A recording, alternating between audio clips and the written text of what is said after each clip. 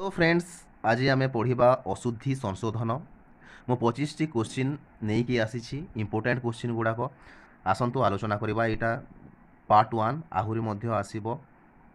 तो डेरी नक आसतु स्टार्ट करवा क्वेश्चन नंबर 1। तो आविष्कार को आविष्कार ठीक अच्छी option A B C D भितर को आविष्कारटा ठीक अच्छी ऑप्शन ए हो करेक्ट आंसर आविष्कार ठीक अच्छी। क्वेश्चन नंबर 2 क्वेश्चन नंबर 2 रे कौन अच्छी आमर दिगांबर ना दिगंबर दीटा अच्छी देखंतु एटा अच्छी दिगांबर आउ दिगंबर पुणी अच्छी दीर्घई एवं हर्षई।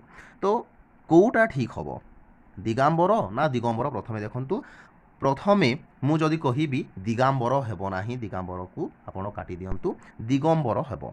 तो दिगंबर भितरु हर्षई हेबो ना दीर्घई हेबो सेटा देखि नियंतु हर्षई हेबो ऑप्शन सी हो करेक्ट आंसर दिगंबर ठीक। नेक्स्ट देखिबा क्वेश्चन नंबर 3 देखिबा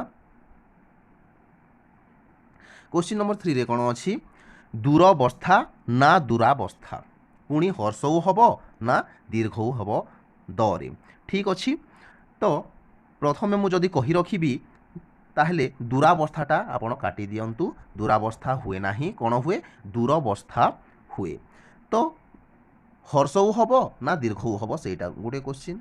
तो नो डाउट आपण जोठी हर्षऊ थी दरे से दूरावस्था को आपण टिक करेंगे 3 बी हो करेक्ट आंसर। नेक्स्ट क्वेश्चन देखिबा क्वेश्चन नंबर 4।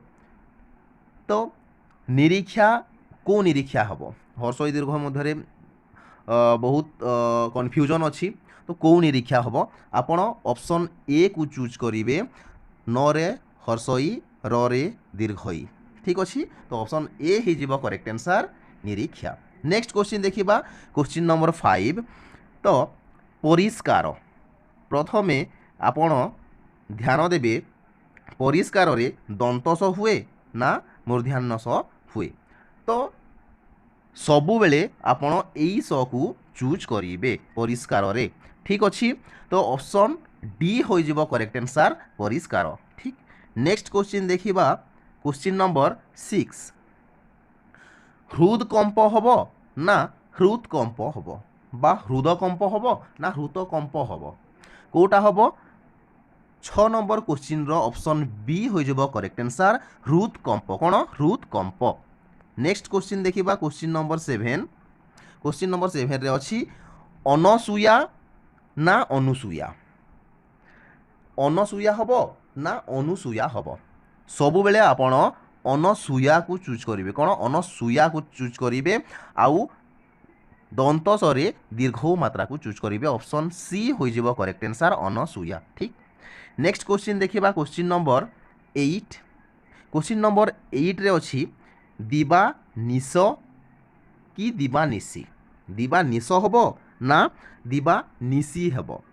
प्रथमे आपण दिबा निशी को काटी देबे हबो कौन दिबा निश कौन दिबा निश किंतु ए हबो ना सी हबो ऑप्शन ए हो करेक्ट आंसर दिबा निश तालव्यस आसीबो दिबा निश आउ सबुथिरे हर्षय आसीबो ठीक।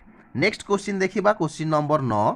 क्वेश्चन नंबर 9 रे अछि कोन अभिमानिनी कोन अभिमानिनी।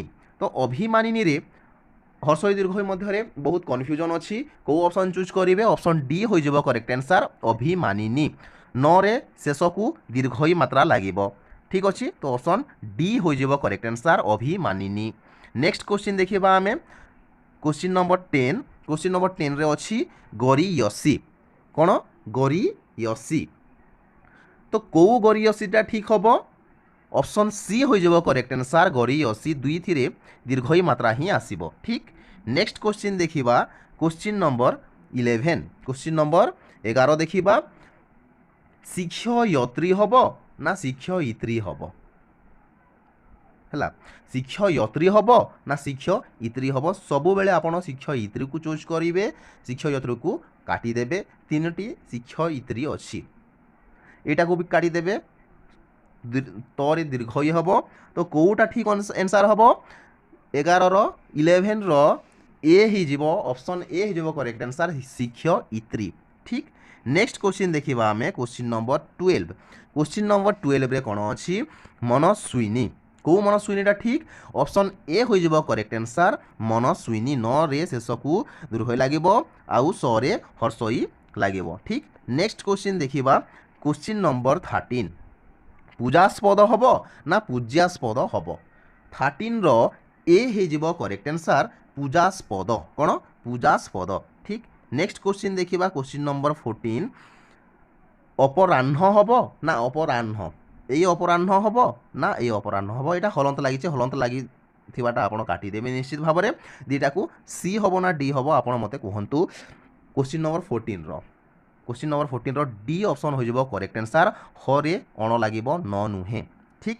नेक्स्ट क्वेश्चन देखिबा क्वेश्चन नंबर 15 रे कोन अछि अंतर्जातीय ना अंतर्जातीय कोटा ठीक आंसर हबो 15 रो आंतर्जातीय दीटा को काटी देवे हब अंतर्जातीय किंतु अंतर्जातीय कोटा हब ऑप्शन सी हब करेक्ट आंसर तरे दीर्घई मात्रा लागिबो ऑप्शन सी हिजिबो करेक्ट आंसर अंतर्जातीय ठीक। क्वेश्चन नंबर 16 अधोह पतन अधोपतन कि अधोपतन ई चारोटी मध्यरु क्वेश्चन ऑप्शन चारोटी मध्यरु को ऑप्शनटा ठीक 16 रो बी हे जिवो करेक्ट आंसर अधह पतन कोन अधह पतन ठीक। नेक्स्ट क्वेश्चन देखिबा हमें क्वेश्चन नंबर 17 रे कोन अछि व्यावहारिक हबो ना व्यवहारिक हबो कोन हबो प्रथमे आपण व्यवहारिक को काटी देबे कोन हबो व्यावहारिक हबो तो र रे दीर्घई लागिबो ना हर्षई लागिबो सेटा गोटे क्वेश्चन तो सबु बेले आपण हर्षई लगेबे रे हर्षय मात्रा लगे ऑप्शन बी हो जिवो करेक्ट आंसर व्यावहारिक ठीक। नेक्स्ट क्वेश्चन देखिबा हमें क्वेश्चन नंबर 18 रे कोन अछि अन्नपूर्णा अन्नपूर्णा अन्नपूर्णा अन्नपूर्णा कोटा ठीक हबो 18 रो बी हो जिवो करेक्ट आंसर अन्नपूर्णा ठीक। नेक्स्ट क्वेश्चन देखिबा हमें क्वेश्चन नंबर 19 रे अनुकूल्य हब ना आनुकूल्य हब सबु बेले आपण आनुकूल्य को चूज करिवे कोन आनुकूल्य को चूज करिवे तो अनुकूल्य को काटी देबे आनुकूल्य रु करे दीर्घौ लागिबो ना करे हर्षौ लागिबो तो 19 रो डी हे जिवो करेक्ट आंसर आनुकूल्य कोन आनुकूल्य ठीक।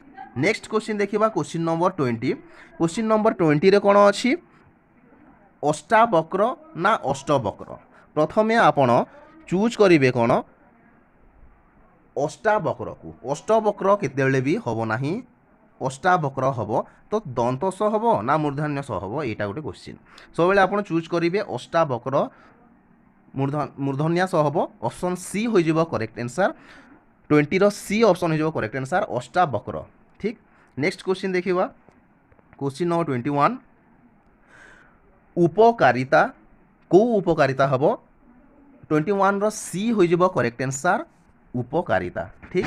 नेक्स्ट क्वेश्चन देखिबा क्वेश्चन नंबर 22 रे कोन अछि ऋणग्रस्त ना ऋणग्रस्त हबो ना ऋणग्रस्त हबो ऋणग्रस्त को आपण प्रथमे काटी देबे ऋणग्रस्त हबो एई ऋणग्रस्त हबोने जणा पडुछि ऑप्शन ए हो जिवो correct answer ऋणग्रस्त 22 row A correct answer ठीक। नेक्स्ट क्वेश्चन देखिबा क्वेश्चन नंबर 23 रे कोन अछि कालंदी ना कालिंदी प्रथमे एई कन्फ्यूजन को आपण दूर करिवे सबु बेले आपण चूज करिवे कोन कालिंदी कोन कालिंदी ठीक कालिंदी को चूज करिवे किंतु एई कालिंदी हबो ना एई कालिंदी हबो ndरे नदंदरे हर्षई लागिबो ना दीर्घई लागिबो तो ऑप्शन सी हो जिवो करेक्ट आंसर कालिंदी ठीक। नेक्स्ट क्वेश्चन देखिबा क्वेश्चन नंबर 24 रे कोन अछि तृप्ति को तृप्तिटा करेक्ट आंसर